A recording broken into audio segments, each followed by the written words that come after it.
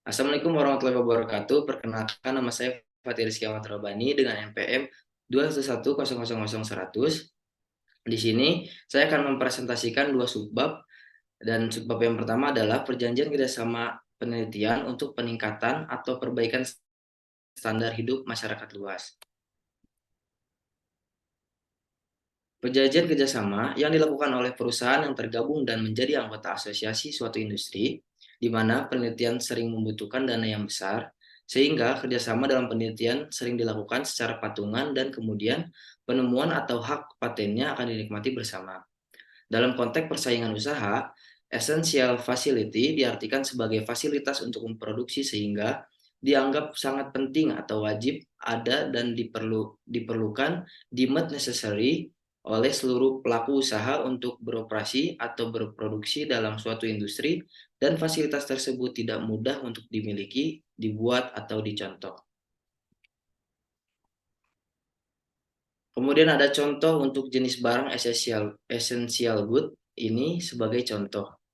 Untuk industri kereta api, terdapat jalur atau rel yang tersedia.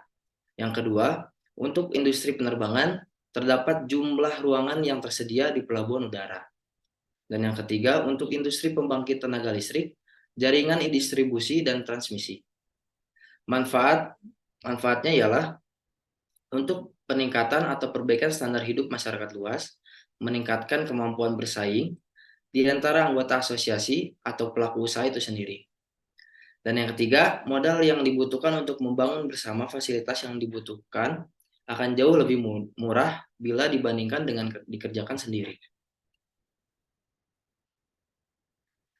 Perjanjian kerjasama dikatakan melanggar apabila para pelaku usaha pesaing melakukan kesepakatan untuk melakukan penguasaan produksi dan atau pemasaran barang dan jasa, atau bahkan membentuk kartel.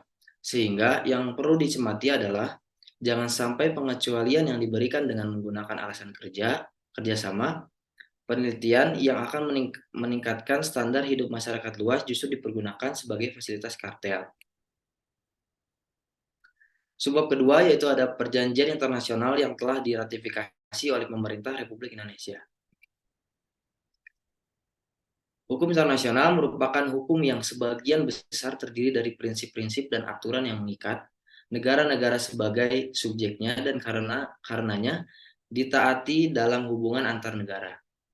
Menurut pasal 38 ayat 1 menyebutkan, Piagam Mahkamah Internasional, perjanjian internasional merupakan salah satu sumber hukum internasional. Perjanjian internasional yang dimaksud dalam pasal 38 ayat 1 Piagam Mahkamah Internasional adalah perjanjian-perjanjian yang dapat membuat hukum atau law-making treaties. Dan juga Konvensi Wina tentang perjanjian internasional mulai berlaku tahun 1980. Pasal 2 Konvensi Wina 1980 mendefinisikan perjanjian internasional sebagai persetujuan atau agreement antara dua negara atau lebih dengan tujuan mengadakan hubungan timbal balik menurut hukum internasional. Dasar kewenangan Presiden dalam pembuatan perjanjian internasional diatur dalam pasal 11 Undang-Undang Dasar 1945 mengatur tentang perjanjian internasional. Berdasarkan pasal 11 ayat 3 Undang-Undang 1945 tersebut telah diterbitkan Surat Presiden nomor 2824 garing hukum tentang pengesahan perjanjian internasional yang berisi ketentuan-ketentuan sebagai berikut. Poin pertama, bila perjanjian internasional tersebut mengatur perjanjian tentang masalah-masalah yang terkait dengan politik dan kebijaksanaan negara Republik Indonesia, diratifikasi dengan undang-undang. Dalam hal perjanjian internasional tersebut mengatur tentang masalah-masalah yang bersifat teknis dan segera. Diratifikasi dengan keputusan Presiden. Pada tahun 2000, Surat Presiden nomor 2826 tersebut dihapus dengan juga adanya Undang-Undang nomor 24 tahun 2000 tentang Perjanjian Internasional. Hukum internasional itu meliputi poin pertama, peraturan-peraturan hukum tentang pelaksanaan fungsi antara lembaga dan organisasi internasional serta hubungannya antara negara dan individu. Poin kedua, peraturan-peraturan hukum tertentu tentang individu dengan kesatuan bukan negara sepanjang hak dan kewajiban individu dengan kesatuan tersebut merupakan masalah kerjasama internasional. Kemudian di sini ada prinsip hukum internasional. Poin pertama adalah Pacta Sunt Servanda, yaitu perjanjian harus dan hanya ditaati oleh pihak-pihak yang membuat perjanjian. Poin kedua, primat hukum internasional, yaitu perjanjian internasional mempunyai kedudukan yang lebih tinggi dari undang-undang nasional suatu negara yang menyetujui dan menandatangani perjanjian tersebut. Sistem hukum perjanjian internasional di Indonesia. Dalam sistem hukumnya, di Indonesia suatu perjanjian internasional baru dapat berlaku apabila telah sesuai dengan ketentuan hukum nasional tentang pengesahan perjanjian dan diumumkan secara resmi. Ratifikasi perjanjian internasional oleh pemerintah Republik Indonesia.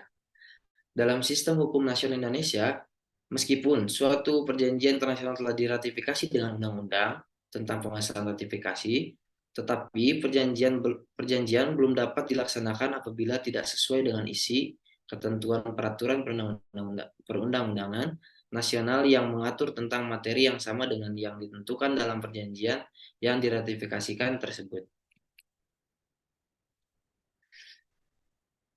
Kemudian ada prinsip-prinsip WTO atau World Trade Organization, yaitu yang pertama ada Most Favored Nation, yaitu suatu kebijakan perdagangan harus dilakukan atas dasar non-diskriminatif.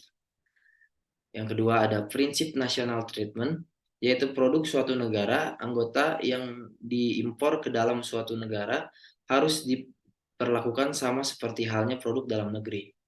Yang ketiga ada prinsip larangan restriksi atau pembatasan kuantitatif, yaitu larangan terhadap pembatasan jumlah ekspor atau impor.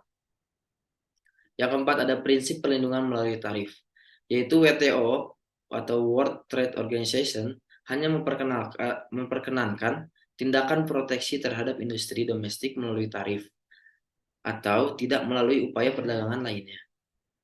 Yang kelima ada prinsip resiprositas, yaitu prinsip fundamental WTO di mana perundingan tarif didasarkan atas timbal balik yang menguntungkan kedua belah pihak. Kemudian ada contoh perjanjian internasional yang telah diratifikasi oleh Indonesia.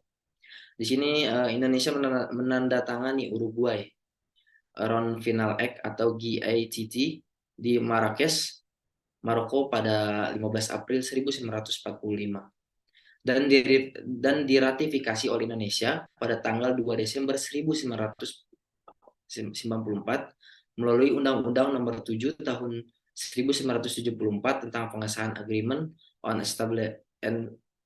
Establishing WTO. Indonesia kemudian diterima sebagai anggota pada 1 Januari 1995 dan mengimplementasikan WTO Valuation Agreements pada 1 April 1997. Demikianlah presentasi yang saya berikan.